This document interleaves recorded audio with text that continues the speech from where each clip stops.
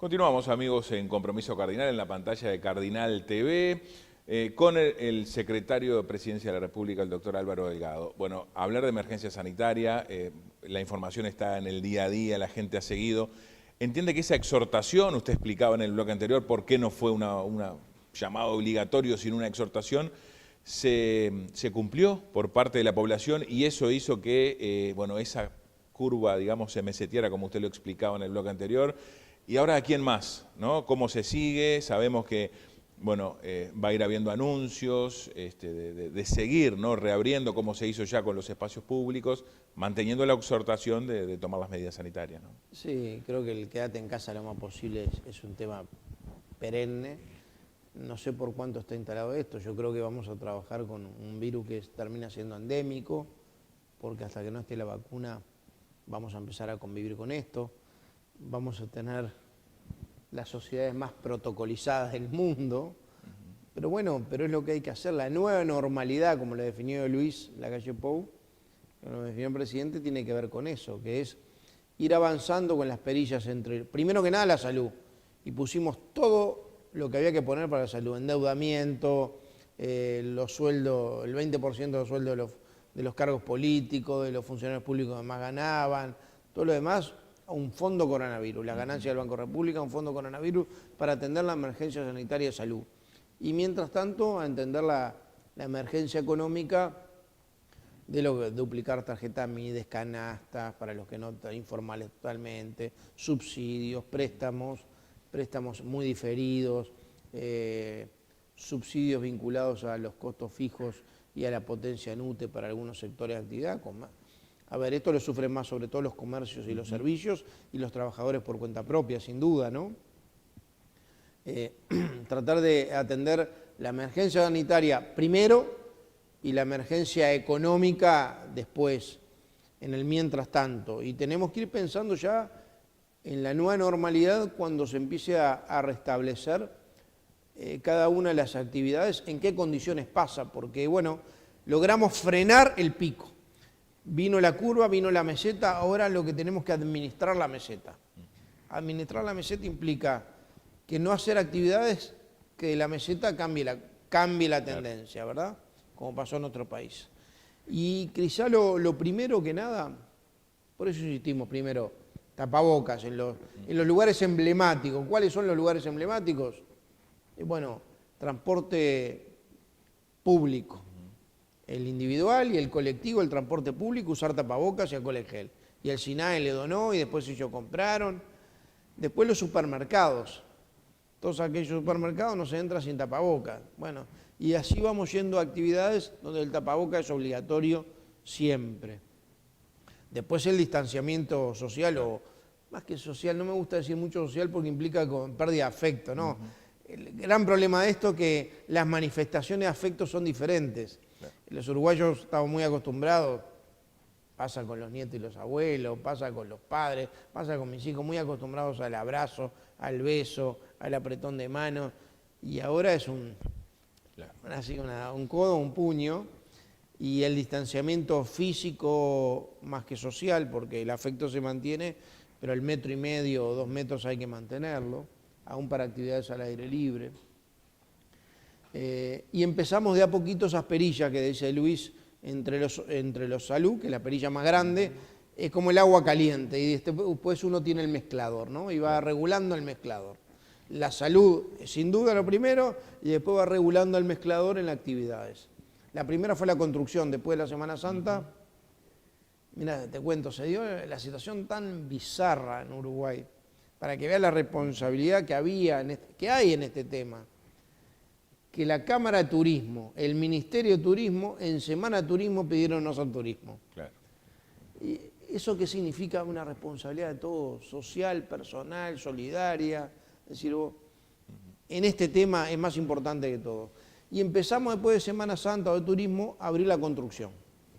45.000 personas en todo el país, muchas que van y vienen y se quedan, más todo lo anexo, ¿no? Todos los proveedores, más todo lo demás. Casi 90.000 personas involucradas. Muchos se quedan a dormir y se quedan a comer, con lo cual había que protocolizar todo, cada una de las tareas, cada una de las funciones, en los lugares que se quedan a dormir, en las higienes de eso, en el distanciamiento, en las cocinas, en los baños. Y trabajamos con la Inspección de Trabajo, con el Ministerio de Salud Pública, con el Consejo de Seguridad y Salud en el Trabajo, con los empresarios y con los trabajadores y con el Ministerio de Trabajo. Hicimos un protocolo para la construcción. Y empezó el lunes después de Semana Santa, después de un mes de licencia. Con mucho miedo, te juro que teníamos mucho miedo, cómo esto podía repercutir o dispararse, porque era quizá el sector más emblemático, que empezaba a dinamizar la economía, ¿verdad? Una economía que estaba a un 30%, había sectores que funcionaban y el resto a un 30%. Recuerdo que en esos días se creó un grupo asesor científico honorario, presidente de la Academia de Ciencias Radi, Cohen de Medicina, bueno, Paganini en la parte estadística, Fernando Paganini. Es un grupo de asesores que estudian y que hacen recomendaciones, no vinculantes, porque la responsabilidad del Poder Ejecutivo. Y lo primero que se trató en ese grupo es, después que empezó la construcción, es por qué después de 15 días de construcción no evaluamos. Claro. Evaluamos quiere decir hacer test aleatorio. Le pedimos al Instituto de Estadística, hizo todo un muestreo aleatorio de las obras. El 90% de las obras son en departamentos donde había casos positivos. Obra de más de 20 personas. Hizo un muestreo de 400 y pico de test de diagnóstico y dio 0. Eso quiere decir que la circulación, el contagio fue 0, pero la circulación viral fue muy poquita. Era poquita. Con lo cual te fue habilitando a ir generando otras cosas. Después el inicio del retorno de las escuelas rurales. Y esto es muy importante porque tiene un componente también de igualdad de oportunidades. Porque muchos gurises, los míos y tantos otros, pueden ir mientras tanto a una cosa intermedia de educación a distancia por internet. Pero en las escuelas rurales tienen un componente social, tenía un componente además de igualdad de oportunidades porque muchos no tienen conectividad. Entonces, eran los que estaban quedando más relegados. Entonces, en aquellos departamentos que no había casos positivos se habilitaban las escuelas rurales, en aquellos departamentos donde el maestro o el auxiliar de servicio o la maestra que se trasladaba venía de localidades que no tenían casos positivos, había todo un protocolo que se hizo con Codicen, con Salud Pública, con ACE y con los sindicatos. Y después en los casos de que los maestros o maestras venían de ciudades donde hubo algún positivo, se hisopaba previamente. Más las medidas de higiene, más las medidas de alcohol en gel, higiene, sanidad y todo lo demás de las escuelas. Y así están funcionando, 900 escuelas rurales. Y bueno, fue la segunda etapa y se controló. Y después vamos por los hogares de ancianos y después empezamos por todo un proceso que viene ahora que estamos trabajando con el comercio.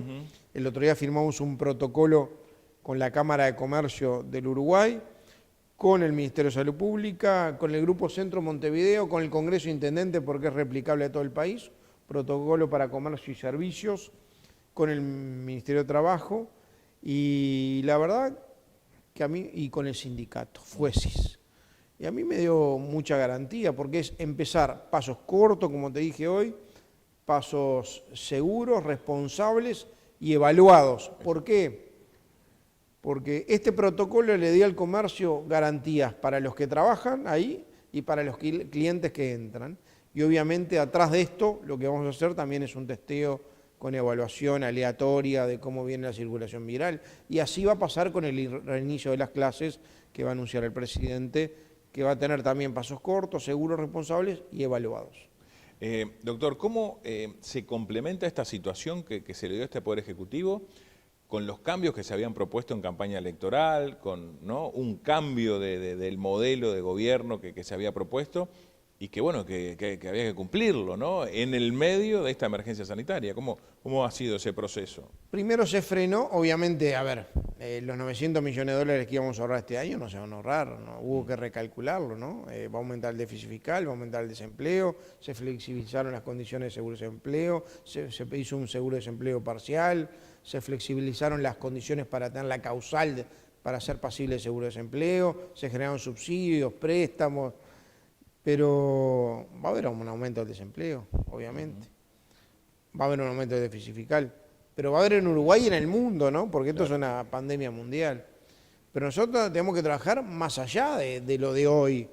Por eso las auditorías que habíamos prometido se empezaron a hacer, y por eso la ley de urgente consideración, que para nosotros es urgente, que el 40% de la ley tiene que ver con medidas vinculadas a darle seguridad pública a la gente, de seguridad pública personal hasta el abigeato, y educación, cambios en educación, nosotros la enviamos al Parlamento.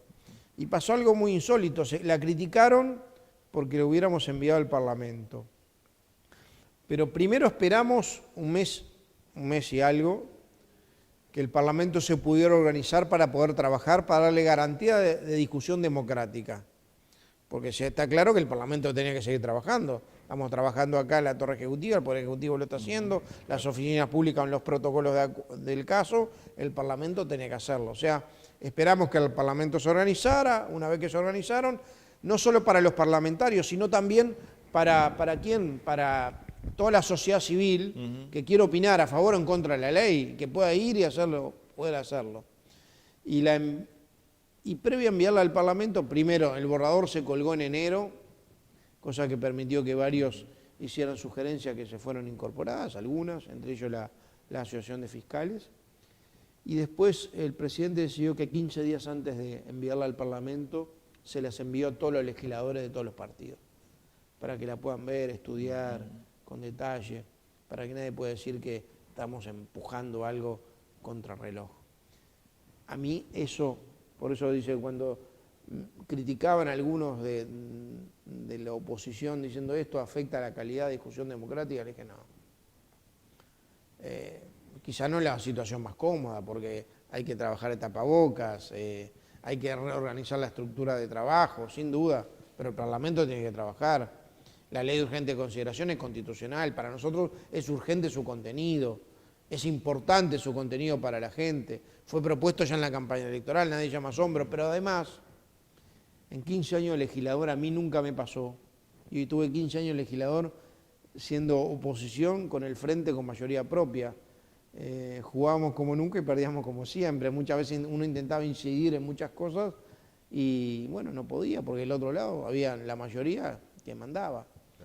Nunca me pasó que en leyes de presupuesto, rendiciones de cuentas, que son leyes que tenían 600 artículos, 700 y algunas hasta 870, me la mandaran 15 días antes. Nunca me pasó.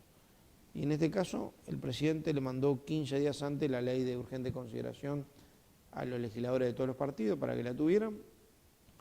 Y bueno, hoy se está discutiendo a nivel de la coalición, el 80% o el 90% ya está acordado, faltan algunos ajustes.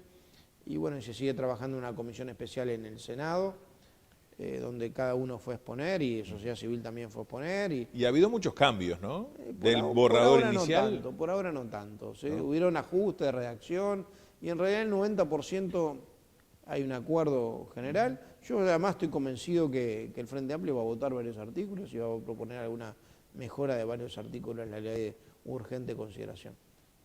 ¿Qué opina de este tema, la polémica que se ha generado con el tema de los consejos de salario?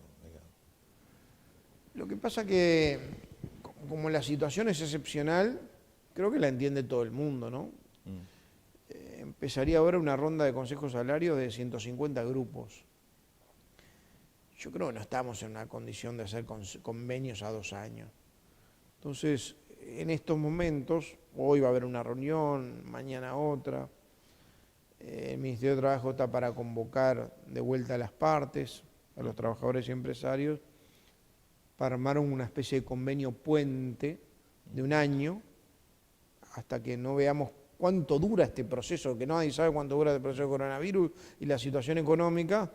Entonces un convenio puente muy especial, donde prioricemos el empleo, que es lo más importante hoy, y y después si el año que viene, ya quizá con esta solución despejada, quizá ya con la vacuna, quizá ya con esto, cuando tengamos la nueva entrevista, espero que tengamos alguna antes, pero ya cuando hablemos de esto como una anécdota, hacer sí los convenios a 2 años como eso está establecido. Muy bien, le propongo la última pausa, ¿le parece? Última pausa, amigos, en Compromiso Cardinal en la pantalla de Cardinal TV. Luego de la misma seguimos, hablando de temas de actualidad con el secretario de Presidencia de la República, el doctor Álvaro Delgado.